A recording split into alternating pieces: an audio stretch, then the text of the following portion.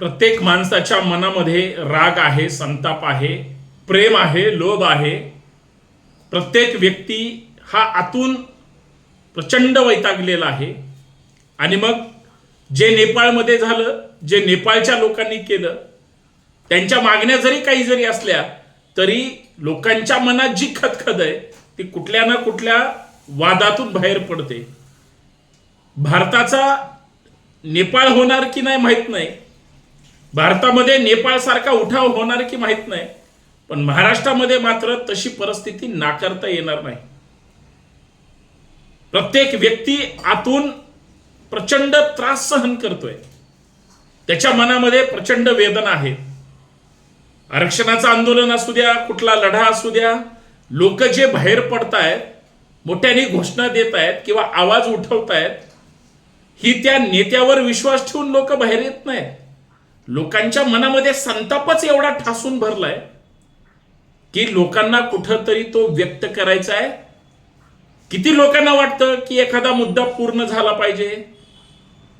बघा, लोकांच्या मनातली खदखद विनाकारण चुकीचा निर्णय घेऊन व्यक्त करण्यापेक्षा ती समूहाने कुठंतरी एक संघटित होऊन आपला राग व्यक्त करतायत. हे सध्या चित्र सगळीकडे आहे.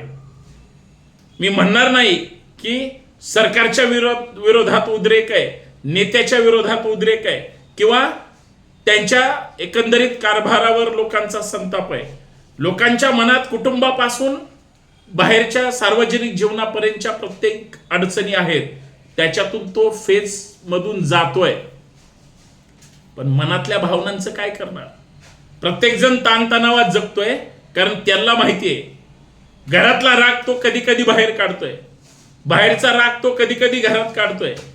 आणि दोन्हीकडे जर त्याच्या डोक्यावर बोधरेशन असेल, ताणतणाव असेल, तर माणसं अस्वस्थ झालीत आणि मग ती पराकोटीचा काहीतरी टोकाचा निर्णय घेतात. सध्याचा एक ट्रेंड सुरू आहे, नको त्या गोष्टीत वेळ घालून, स्वतःकडे दुर्लक्ष करून, नको त्याच्या सतरंजा टाकण्यात आयुष्य घालवणारे सुद्धा माणसं आहेत. पण ते कुठंतरी स्वतःला चेंज म्हणून पाहतायत. सध्याची हजारो लाखोंची लोक रस्त्यावर येत आहेत का? प्रत्येकाचे प्रश्न संपलेत का? प्रत्येकाचा एकच प्रश्न राहिलाय का? म्हणजे त्यांच्या काही घरगुती, वैचारिक, वैयक्तिक किंवा सांसारिक अडचणी काहीच नाहीत का? प्रचंड आहेत. आज लोकांच्या तशा विचार केला तर कौटुंबिक अडचणी जेवढ्या जास्त आहेत तेवढ्या सार्वजनिक अडचणी नाहीत. आज कोणी महागाईनं, कोणी वैयक्तिक वादाने, कोणी एकंदरीत कोण त्रास देतंय म्हणून, किंवा कोणी विनाकारण दुसऱ्यावर जळून स्वतःला त्रास करून घेतोय. स्वतःचे मूळ मुद्दे त्याला मांडता येत नाही. बरेच जण स्वतःवरच नाराज आहे. स्वतःच्या कामामध्ये यश मिळेना, कुठलं काही काम करावं त्याला मार्ग सुचेना, कोणी मदत करायला तयार नाही, कोणी पूर्वीसारखं विश्वास ठेवायला तयार नाही, कोणी पूर्वीसारखं मी जसं म्हटलं मदत करायला तसं तयार नाही. तसंच मदत करत असताना पूर्ण मदत करायला सुद्धा कुणीही तयार नाही. मार्ग दाखवणारे फार कमी झाले. एखादा मार्गदर्शन करणारे किंवा एखाद्या अडचणीत सूचना देणारे सुद्धा कमी झालेत. ही लोक सध्या मिळायला तयार नाहीत. प्रत्येक ठिकाणी प्रत्येक व्यक्ती पैशाशिवाय काम करत नाही. पूर्वी शब्दांवर रिस्पेक्ट ठेवून किंवा काहीतरी आदर ठेवून कामं केली जायचे. आज सगळे व्यावहारिक झालेत. याचा सुद्धा प्रत्येकाच्या मनावर किंवा एकंदरीत मानसिकतेवर प्रचंड त्रास होतोय. मित्रांनो, या मुद्द्यांना स्पर्श करत असताना अजून काही मुद्द्यांवर चर्चा करायची. सर्वप्रथम सर्वांचं मनपूर्वक स्वागत. बांधवांनो, ताणतणावातून थोडं मुक्त व्हा. आणि सगळ्यात महत्वाचं जे सध्या चाललंय ते उद्रेकाच्या दृष्टिकोनातून चाललंय. ही वादळापूर्वीची शांतता आहे. बरेच जण एखाद्याला गांभीर्यानं घ्यायला तयार नाहीत. तुमची दखल घेतली जात नाही. हा तुमचा मूळ राग, हाच तुमच्या त्या संघर्षाचं कारण बनत चाललंय. थोडं या गोष्टी समजून घ्या. म्हणून मी संतोष शिंदे आपल्या सर्वांचं या चर्चेमध्ये मनपूर्वक स्वागत. विनंती एवढीच आहे, व्हिडिओ शेवटपर्यंत पहा, जास्तीत जास्त शेअर करा आणि नवीन असाल चॅनलवर तर सबस्क्राईब करायला विसरू नका. सकाळी उठल्यापासून प्रत्येक जण आनंदात जगण्याचा प्रयत्न करतोय, ताणतणाव मुक्त, आणि सगळ्यात महत्वाचं आपल्यामुळं दुसऱ्याचं काहीतरी भलं झालं पाहिजे अशी म्हणणारी सुद्धा काही माणसं आहेत.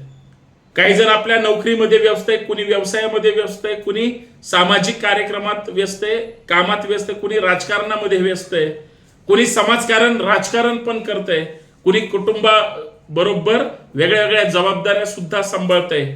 काही तर माणसं अशी आहेत वेगळ्या क्षेत्रामध्ये सगळ्या स्तरावर चांगलं काम करतायत. पण ही सगळी जी माणसं आहेत काही बोटावर मोजण्या एवढी आहेत जी शांत, निवांत आणि दुसऱ्याच्या भल्यासाठी काहीतरी करतात. बाकीची सगळी माणसं या सगळ्या गोष्टी करण्यासाठी ताणतणावामध्ये आहे. नेपाळमध्ये एखादा मुद्दा घेतला गेला म्हणून लोकांनी एवढं टोकाचा निर्णय घेतला का? जी लोक नेपाळच्या आंदोलनात मारली गेली, मेली किंवा त्यांची हत्या झाली, जे काही असेल त्यांच्या मरण्याचं कारण, त्या सगळ्यांना थेट शहीदाचा दर्जा दिला. पण नेपाळचा राष्ट्राध्यक्ष असेल, पंतप्रधान असेल, मंत्री असेल, लोकांनी ताणून ताणून मारले. काय लोकांचा एवढा उद्रेक? का लोकांमध्ये एवढा राग आहे? त्याचं कारण आहे लोकांच्या मनात जी आतली खतखत आहे. प्रत्येक जणाचे वेगळ्या वेगळ्या अडचणी आहेत. घरातला राग लोक आता बाहेर येऊन काढायला लागलेत. साहजिक आहे यांची धोरणं चुकीची आहेत. प्रशासन म्हणून, सरकार म्हणून, कायदे मंडळ म्हणून कुणीच काय करायला तयार नाही. म्हणजे एक्झिक्युटिव्ह बॉडी जी प्रशासनाचं काम करायचंय ते करायला तयार नाही. जे लेजिस्लेचर बॉडी आहे त्यांचं काम करायला तयार नाही. जी ज्युडिशियल सिस्टीम आहे ही सरकारच्या अधिपत्याखाली किंवा त्यांच्या त्या सांगण्यावरून सगळ्या गोष्टी होतात. मग लोकांमध्ये न्याय मागायचा कुणाकडं? बऱ्याच जणांना न्याय मिळत नाही, बऱ्याच जणांवर अन्याय होतोय, बरेच मार्ग निघत नाहीत, बऱ्याच ठिकाणी अत्यंत वाईट वागणूक दिली जाते, अपमान केला जातो, दुसऱ्याचा अपमान पाहवत नाही. या असंख्य सगळ्या लोकांच्या सगळ्या गोष्टी आहेत. पण या सगळ्या गोष्टीमधून त्या लोकांच्या मूळ प्रश्नाकडे प्रत्येक जण बेदखल करतोय, त्यांच्या अडचणी समजून घ्यायला तयार नाही. हा लोकांच्या मनामध्ये राग आहे आणि लोक एवढ्या स्थितीला गेलेले आहेत. आपण सगळ्या गोष्टी पहा, ज्या दिवशी संताप येऊन एखादी कृती घडते त्याच्या मागे फार मोठी एक कहाणी असते. आज प्रत्येकाच्या आयुष्याची एक स्टोरी झाली आहे. ती स्टोरी इतकी हृदयद्रावक आहे, ती स्टोरी इतकी मजेशीर आणि कॉम्प्लिकेटेड आहे की त्याच्या सगळ्या गोष्टींमध्ये तो एकटा पडतो की काय, म्हणून हा उद्रेक आहे. नको त्या गोष्टीचं बोधरेशन घेऊन लोक जगतायत. आणि मग तुम्ही एखादा आंदोलन काढा, आता तुम्ही एखादा संघर्ष करा. सगळा रोष सरकारवर नाही, सगळा रोष मंत्र्यांवर किंवा व्यक्तींवर नाही, चेल्या चपाट्यांपर्यंत कुणावर नाही, रोष सिस्टीमवरच आहे. कारण तुम्ही सगळ्यांनी ठरवलंय की हे सगळं वेड्यात काढायचं, त्याच्यावर मग राग निघतो आणि मग ती सगळी यंत्रणा, सगळी माणसं त्या व्यवस्थेच्या विरोधात जात आहेत. म्हणून सगळी ताणतणावात जगतायत. ते थांबलं पाहिजे एवढंच मला या ठिकाणी म्हणायचं आहे. कारण तुम्ही घेतलेली एखादा म्हणजे निर्णय आणि त्याच्यात घडलेली गोष्ट ती एखाद्याच्या किती जिवारी लागते आणि किती नुकसान होतं हे सांगू शकत नाही. म्हणून लोकांच्या भावनांचा आदर करा, लोकांच्या भावनांचा सन्मान करा, लोकांना किंमत द्या. लोकांना आज आधाराबरोबर त्यांना काहीतरी मदतीची सुद्धा गरज आहे. लोक भीक मागायला तुमच्याकडे येत नाहीत. लोक हक्क मागण्यासाठी ज्यावेळेस तुमच्यापर्यंत येतात ती त्याच्या संघर्षाची, पराकुटीची ती वेदना असते. जर तुम्ही नाही समजून घेतली, तुम्ही सतत लादत राहिले, तुम्ही सतत बोधरेशन मध्ये ठेवत राहिले, तुम्ही जर एकाधीशाही खाली वागायला लागले, तुम्ही हुकुमशाहीकडे जर चालला असाल तर तुम्ही असेल किंवा तुमचा समूह असेल, समोरच्याला जर फक्त पिळवणूक करण्यासाठीच तुम्ही जर बेकायदेशीर पद्धतीने कायद्याचा दुरुपयोग करणार असाल तर लोक सहन करण्याच्या पलीकडे आता ही सगळी सिस्टीम गेलेली आहे. तुम्ही कायद्याचे रक्षक आहात म्हणून तुमच्या युनिफॉर्मला किंवा तुम्हाला तुमच्या पदाला किंवा तुम्ही राज्यकर्ते असू द्या किंवा प्रशासकीय अधिकारी असू द्या, तुम्ही सर्वसामान्य माणूस असू द्या किंवा कुणीही, तुमचा रिस्पेक्ट तोपर्यंतच ठेवला जाणार जोपर्यंत तुमच्या तोंडात सन्मानजनक शब्द आहेत किंवा रिस्पेक्टफुली तुम्ही वागवताय. ज्या दिवशी तुमची पद घसरेल, तुमची जीभ घसरेल, त्यावेळेस इतका मोठा उद्रेक होईल तो 2-5 शेकडो हजारोनी दिसणार नाही. ही वादळापूर्वीची शांतता ही फक्त समजून घ्या, एवढंच माझं मत आहे. आता ही कुणासाठी लागू आहे? छोट्या छोट्या गोष्टी, छोटी छोटी कारणं, काम, समाजकारण, राजकारण, सगळीकडं सगळ्या स्थितीवर सध्या अशांतता आहे.